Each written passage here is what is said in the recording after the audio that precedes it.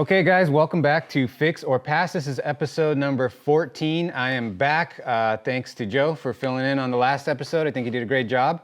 But we're back with some more cool projects that we're gonna review. They're pretty much all spread out over the country. We try to get a little bit from everywhere because you know, not everyone's in the area we live in.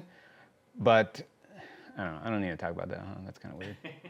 And as always, all these listings are live and active, and we're gonna post the links down in the description so that you guys can go check out these cars. So let's get it cracking.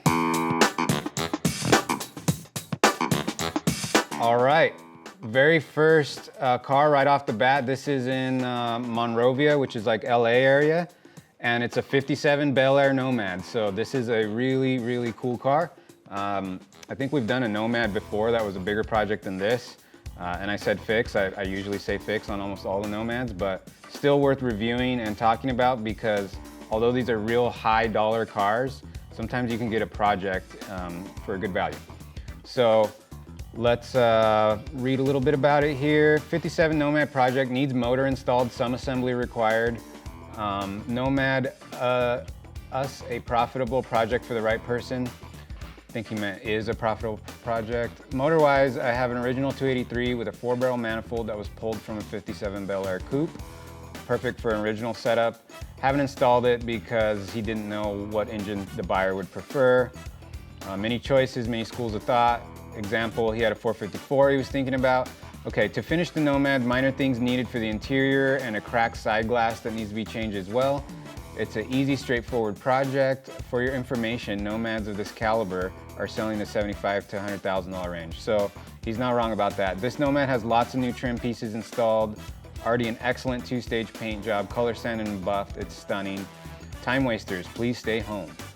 All right, let's look at some pictures. Here at RestoMods.com, we're super excited to announce our latest giveaway, this 1975 Dodge Ram Charger, and is our easiest giveaway yet to enter. You've watched us give away 15 insane cars over the last 4.5 years. So all you gotta do to get entered to win this truck right here is hit that subscribe button, that notification bell below, and when we get to 100,000 subscribers, we are gonna pick one of you guys to take this truck home. Hit that subscribe button, don't be left out when we hit 100,000 and we give this truck away to a lucky subscriber. There it is, 57 front end. It does look like a lot of the trim is already installed, like he said. A lot of this trim is real finicky. You're gonna spend a lot of time getting it all dialed in and fitting right, so you're kind of ahead with this one. Looks like it's missing, you know, a lot of interior parts like he talked about. There's some window channel strips here that need to be installed. A pretty small project, I would say. It's pretty far along. You can see, you're gonna have to wanna look real close at this paint job. Anytime you see, like this is the exhaust tip, and it's been oversprayed. So this car was painted like all together and not masked off very well. So at this price range and this type of car, you wanna really go see it and look at stuff like that because although it looks good in pictures, they can be deceiving. You wanna go look at the car. Original style interior, mostly original car. It's got some rally wheels with some newer tires on it. It looks like he's got another one back here. It's got some eclectic stuff in the background. There's, I always kind of like looking in the background to kind of gauge what you're getting into when you go look at a car, like, you know, where is this car? What were their intentions? It sounds like this guy has a shop and he just got all kinds of projects everywhere. Some more pictures, body looks pretty straight. There's still some trim moldings missing down here at the bottom. Looks like the wipers need to be installed. A lot of little stuff, you know, that last 10% of a project takes a lot of time.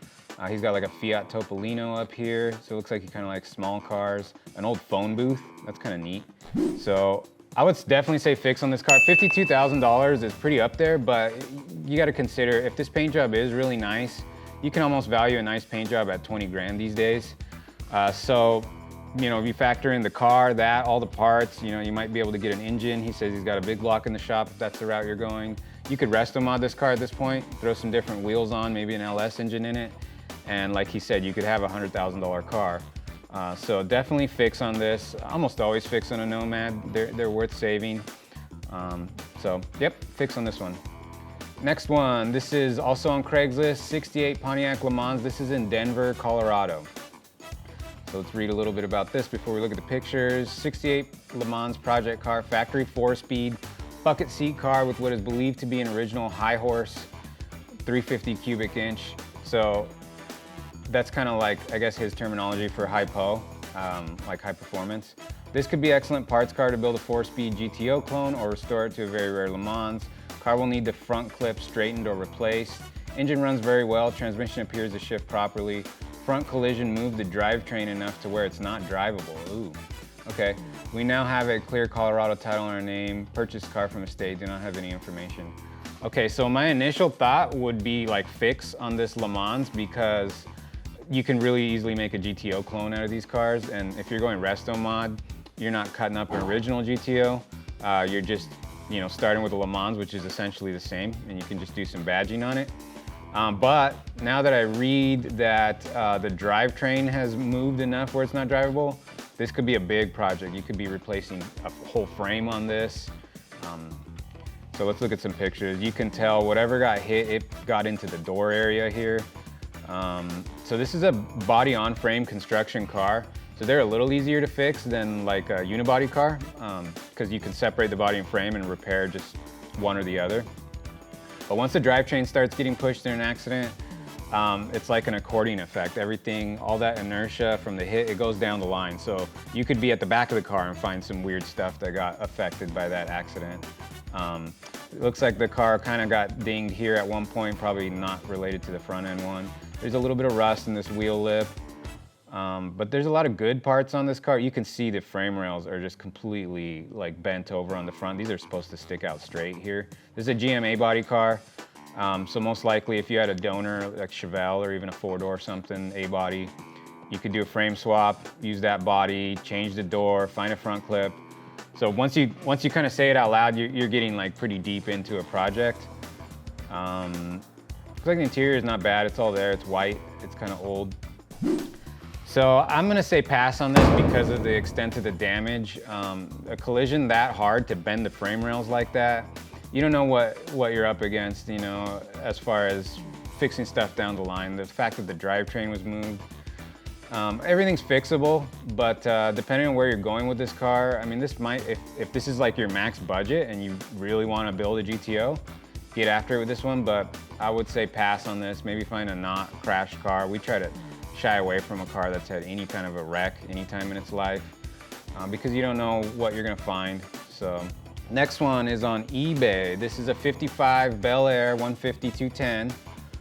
Current bid $7,600. This is in Pleasanton, California. Let's read about this a little bit. So it looks like it's at a place called Dusty Cars LLC. Wow, nice big bold font here. Solid California car, original floors in solid condition, original interior, original engine, stored 40 years, original body gaps, no signs of rust, repair, or accidents. All panels are solid. Car has not been stored or driven in 40 years, stored in dry conditions, excellent candidate for restoration or RestoMod. Timeless style, car has tremendous potential. It's tremendous. What would you do to it? 2-lane blacktop, question mark? Please note, we go to extents to document our car, study the pictures carefully. Okay, so these guys are giving you like good advice on how to bid and ask questions, all that good stuff. They're open to getting the car inspected. Looks like they're above water with everything, which is ideal. So full disclosure, I'm actually actively bidding on this car. It's funny because he says, would you do a 2-lane blacktop car? I've always really loved like the 55 Bel Air that's in 2-lane blacktop. That car is just really iconic. It's always done something for me.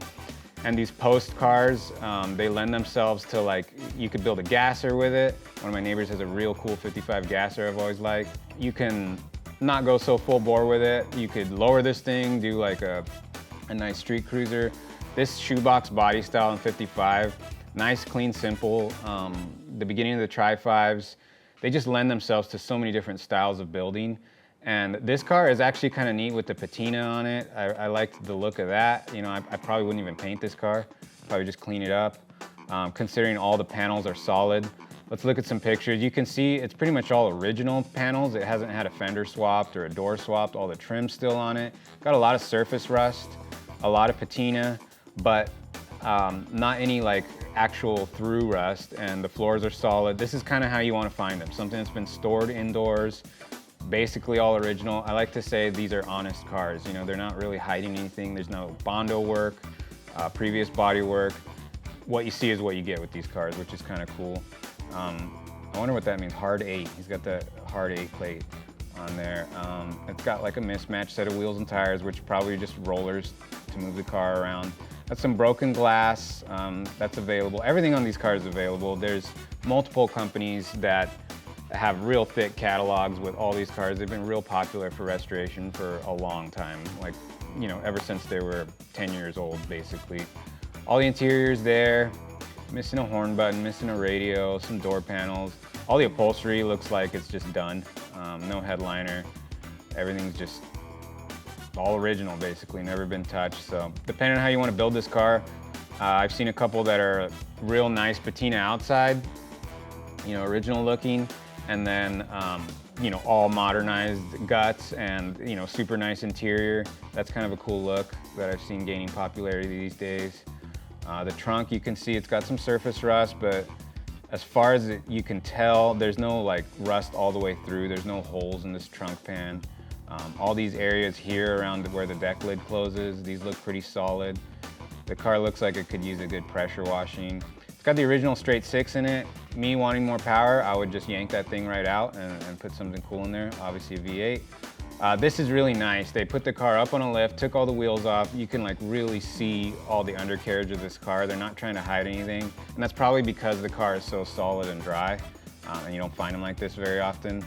Yeah, this is what you want to see. There's no, I mean, there's maybe some surface rust on this stuff, but nothing all the way through, all original. Great looking car. You want to look in these trunk pans. These areas over here trap moisture and rust out. Also, these Tri-5s are notorious for rusting out in this area here where the body goes from the rocker over into the actual body mount. A lot of them I've seen get a lot of oxidation in this area and in the rocker area. So when you're looking at a Tri-5, look at that. A lot of times it's been repaired. If it's a good repair, no problem. But check that out if you're looking at Tri-5s. You can see the original floor on this. This is really nice. Like I said, once again, these body mount areas, they rust out. And then the floor, you know, right here you can see there's kind of a shelf in the floor where if you were sitting in the rear seat, your feet would go there, and they just collect a lot of moisture there. There's not really any drainage, and it's almost a pocket. So sometimes that rusts out. Let's see what else. All this rocker area, almost any of these cars, old cars, they get rust in here from the tires kicking stuff up and getting trapped up in here and moisture collecting. This car looks really nice and dry, both sides of it nice and dry, and the rockers and everything. These might be new inner fender panels. They look really clean, like freshly painted or something, but no big deal. He's got a picture of the VIN number. Just kind of a neat car. It's got all these bumper overriders. I would probably take those off, but these are really valuable to somebody restoring a car. They're kind of hard to find. Really looks like it's missing just the headlight rings. Those are available.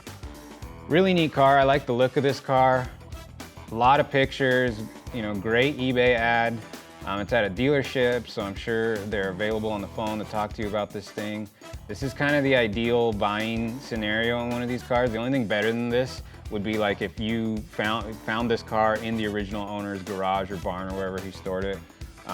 Right now, this dealer, somebody else found it, and they're the middleman, but you can't always be the one to find them. You know, it takes a lot of time and effort to hunt these cars down. So if you do pay a premium on this car, it's because somebody found it.